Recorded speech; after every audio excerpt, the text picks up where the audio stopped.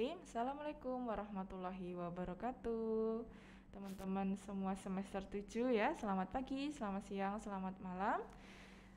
Selamat datang di mata kuliah Teori Akuntansi bersama dengan saya Dewi Ika Oktavia. Baik, untuk video kali ini nanti akan saya sampaikan di pertemuan yang ke-8 ya, setelah UTS. Baik, apa saja yang akan kita bahas? Yang pertama adalah timeline. Jadi setelah UTS nanti ada 7 pertemuan ya, 7 pertemuan terus tambah 1 UAS ya. Nah, apa yang akan kita bahas nanti? Yang pertama, nanti di pertemuan ke-8 ada teori dan riset akuntansi, terus selanjutnya pendekatan decision usefulness, terus relevansi nilai informasi akuntansi, akuntansi keperilakuan, manajemen laba, dan 2 pertemuan terakhir sebelum UAS itu nanti ada presentasi kelompok ya. Kalau kemarin kita presentasinya individu, nah kalau sekarang nanti presentasinya kelompok. Bagaimana teknisnya nanti akan saya sampaikan di kelas saja ya. Oke, setelah timeline, nah sudah masuk di materinya ya. Apa saja materi hari ini? Nah, untuk pokok pembahasan ada 5. Yang pertama, riset akuntansi itu apa sih gitu ya. Kan ini topiknya teori dan riset akuntansi. Nah, riset akuntansi itu apa dulu? Terus nanti ada aspek pengembangan akuntansi termasuk dengan riset akuntansi tadi ya. Terus arah riset akuntansi itu apa saja? Kompleksitas informasi dalam akuntansi keuangan dan pelaporan itu apa saja? Dan yang terakhir, yang paling menarik adalah asimetri informasi. Oke, kita awali masuk dengan riset akuntansi dulu ya. Baik, untuk riset akuntansi kita harus paham dulu pengertiannya. Kalau di sini pengertiannya suatu metode studi melalui penyelidikan yang hati-hati dan sempurna terhadap suatu masalah akuntansi sehingga diperoleh pemecahan yang tepat terhadap masalah tersebut. Intinya adalah secara sederhananya itu riset akuntansi itu upaya dilakukan untuk mencari jawaban ya atau mencari kebenaran atas adanya masalah di dalam bidang akuntansi. Nah, jadi kalau misalnya ada masalah akuntansi nih, ya harus diteliti dulu melalui riset akuntansi. Oke, itu pengertian dari riset akuntansi ya. Nah, riset akuntansi itu harus selalu dilakukan terus ke depannya. Kenapa? Karena untuk bermanfaat untuk pengembangan akuntansi ke depan. Jadi riset akuntansi itu jangan hanya dilakukan sekali dengan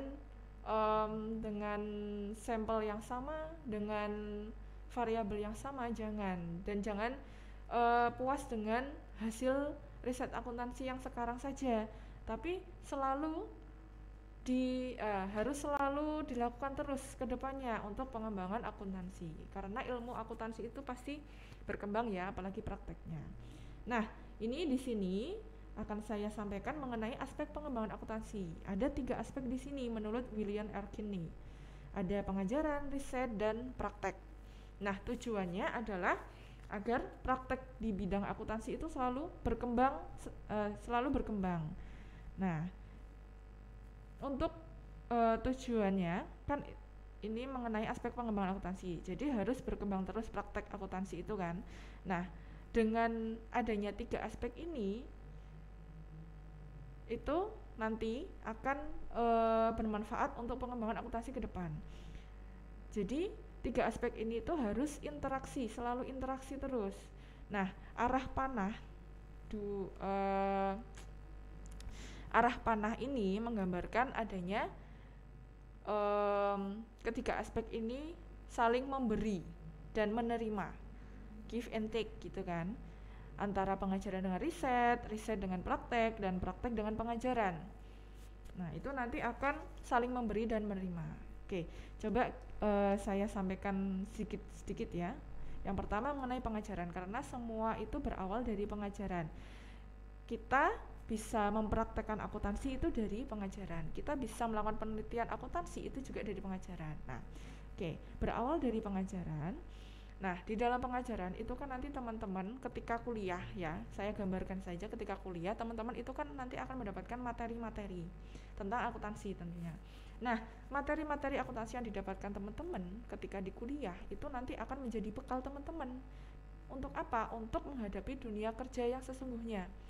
untuk melakukan praktek akuntansi ketika teman-teman kerja nanti ya. Jadi pengajaran ini memberikan suatu pengetahuan kepada teman-teman untuk menjalankan praktek akuntansi. Oke. Nah, apa yang akan diterima oleh pengajaran? Nah, ketika teman-teman nanti sudah bekerja, sudah menjadi praktisi akuntansi ya, sudah menjadi accounting, auditor dan lain sebagainya. Nah, itu nanti akan memberikan suatu aturan dan bagaimana gambaran mengenai praktek akuntansi di dunia kerja sebenarnya gitu. Nah, itu akan sangat bermanfaat bagi pengajaran karena pengajaran itu butuh sekali gambaran gimana sih dunia kerja yang sesungguhnya. Nah, jadi nanti yang akan disampaikan di dalam pengajaran itu akan sesuai dengan apa yang akan teman-teman hadapi di dunia kerja, seperti itu.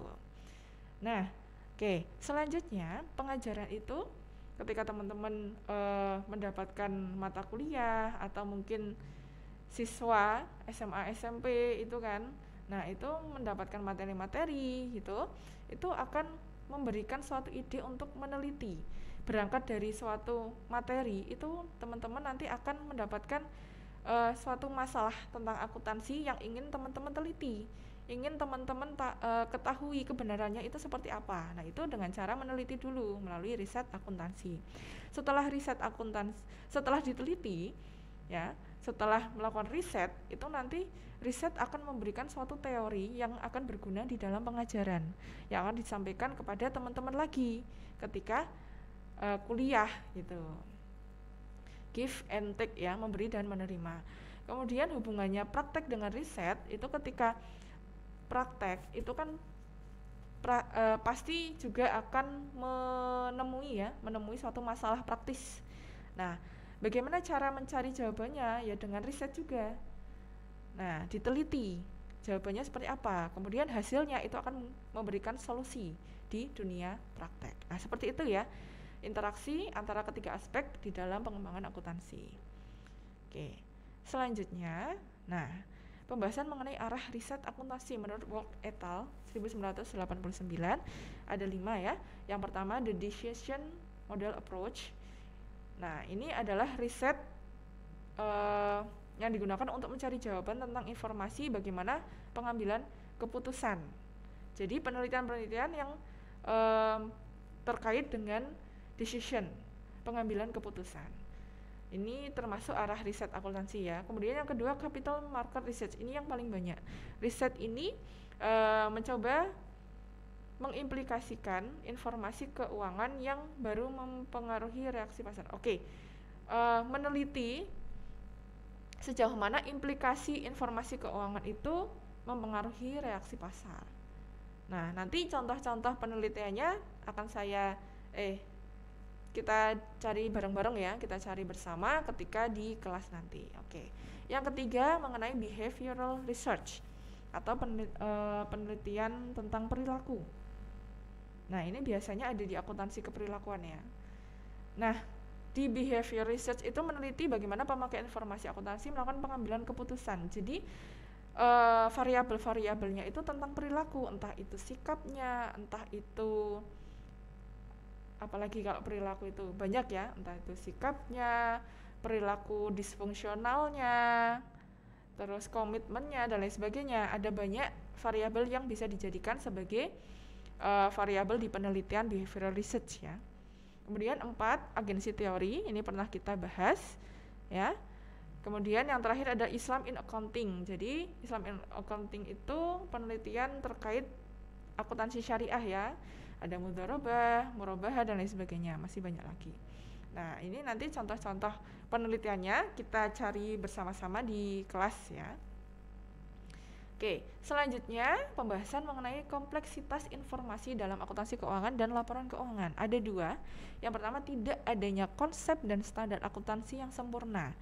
Jadi masih ada kekurangannya dalam konsep dan standar akuntansi. Apa? Nah, kekurangannya adalah para pengguna informasi itu akan bereaksi secara berbeda atas informasi yang sama. Contohnya apa? Di dalam bidang akuntansi ya, contohnya itu ketika ada suatu perusahaan, misalnya PT Matahari Department Store ya. Nah, itu kan perusahaan fashion. di tahun 2020 di tahun 2021 dia mengumumkan laporan keuangannya ke publik. Tentu saja laporan keuangan yang tahun 2020 ya, dan sudah diaudit misalnya seperti itu. Terus reaksi pasarnya gimana? Investor A akan bereaksi berbeda dengan investor B. Misalnya investor A dengan adanya pengumuman informasi itu akan bereaksi, wah bagus nih kayaknya ini ke depannya karena laporan keuangannya misalnya laba ya, di tahun 2020 laba naik signifikan. Investor A memandang itu ke depannya akan bagus nih, gitu kan. Nah, makanya investor A berencana untuk menginvest di situ. Berarti reaksi positif. Investor B akan bereaksi ketika pengumuman informasi tersebut diumumkan. Nah, investor B ini bereaksi negatif. Kok istilahnya mempertanyakan, loh di tahun 2020 itu kan pandemi ya kan? Pandemi, tapi kok laporan keuangannya laba? Ini benar nggak sih? Ini akurat nggak sih datanya? Nah, reaksinya akan berbeda pada informasi yang sama. Ini contoh dari poin yang pertama. Kemudian poin yang kedua, informasi tidak hanya mempengaruhi keputusan yang dibuat oleh individual. Jadi informasi yang diumumkan itu tidak hanya berpengaruh ke satu pihak aja, tetapi di pihak lain juga. Misalnya di pengumuman informasi mengenai laporan keuangan tadi ya, tidak hanya berpengaruh di pasar saham aja atau investor aja, tetapi juga berpengaruh di kreditur, mungkin pemerintah, mungkin pasar tenaga kerja ya, pasar tenaga kerja, intinya seperti itu ya. Nah, itu poin kedua, contoh poin kedua. Kemudian kita bahas asimetri informasi. Nah, ini yang menarik ya. Asimetri informasi itu perlu teman-teman ketahui bahwa suatu kondisi di mana satu pihak itu memiliki lebih banyak informasi daripada pihak lain dalam bidang ekonomi. Contohnya seperti penjual dan pembeli. Penjual memiliki lebih banyak informasi mengenai barang yang dijual, tapi pembeli enggak. Nah, ketika penjual itu lebih banyak mengetahui informasi mengenai barang yang dijual, barangnya itu bagus nggak sih? Barangnya itu ada cacatnya nggak sih? Nah, itu penjual yang lebih banyak tahu. Jadi itu termasuk karakteristiknya penjual. Jadi ketika penjual itu lebih banyak tahu, itu masuk ke adverse selection. Nah, ini udah masuk ke tipe asimetri informasinya. Adverse selection itu kata kuncinya adalah hidden karakteristik. Jadi seperti tadi, penjual tadi, dia lebih banyak tahu mengenai kondisi barang. Nah, ketika penjual itu melakukan tindakan penyalahgunaan, misalnya mencurangi pembeli, ya, menyediakan barang-barang yang dijual, barang-barang yang cacat, kemudian dipoles dengan bagus, padahal itu sudah cacat, kondisinya nggak memungkinkan untuk dijual, kemudian dijualkan ke pembeli. Nah, itu sudah masuk ke moral hazard, hidden action. Ya, ketika ada hidden karakteristik kemudian ada tindakan penyalahgunaan, itu masuk ke moral hazard. Itu contoh yang umumnya. Kalau di dalam akuntansinya apa? Misalnya kayak manajemen sama investor. Manajemen memiliki informasi yang lebih banyak daripada investor, ya kan? Kalau manajemen yang mengelola perusahaan, kemudian dia memiliki informasi mengenai internal perusahaannya lebih banyak dibandingkan investor, itu masuk ke adverse selection, hidden karakteristik.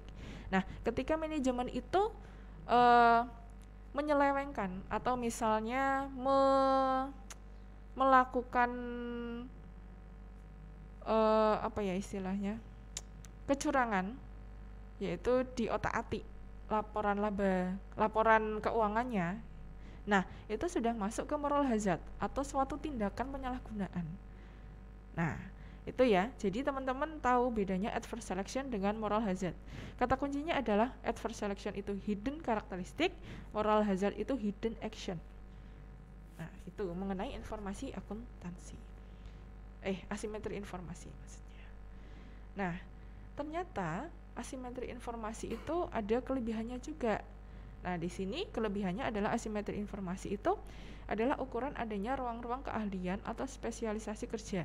Jadi, walaupun asimetri informasi itu mengarah ke tindakan penyalahgunaan, ya, penyalahgunaan karena dia telah memiliki banyak informasi daripada pihak lain, tetapi di sini ada kelebihannya. Di asimetri informasi, oh ternyata penjual ya memang tugasnya seperti itu, ya memang wajar kalau memiliki lebih banyak informasi daripada pembeli. Ya tugasnya pembeli adalah gimana caranya biar memilih yang bagus gitu. Untuk kekurangannya yaitu tadi potensi penyalahgunaan mengenai akses informasi yang lebih banyak itu tadi, dan itu akan mengarah ke kecurangan, penipuan, penyelewengan, penyalahgunaan dan lain sebagainya. Baik, mungkin itu aja materi ke-8 ya, pertemuan ke-8 untuk teori akuntansi. Kurang lebihnya saya mohon maaf. Terima kasih atas perhatiannya. Wassalamualaikum warahmatullahi wabarakatuh.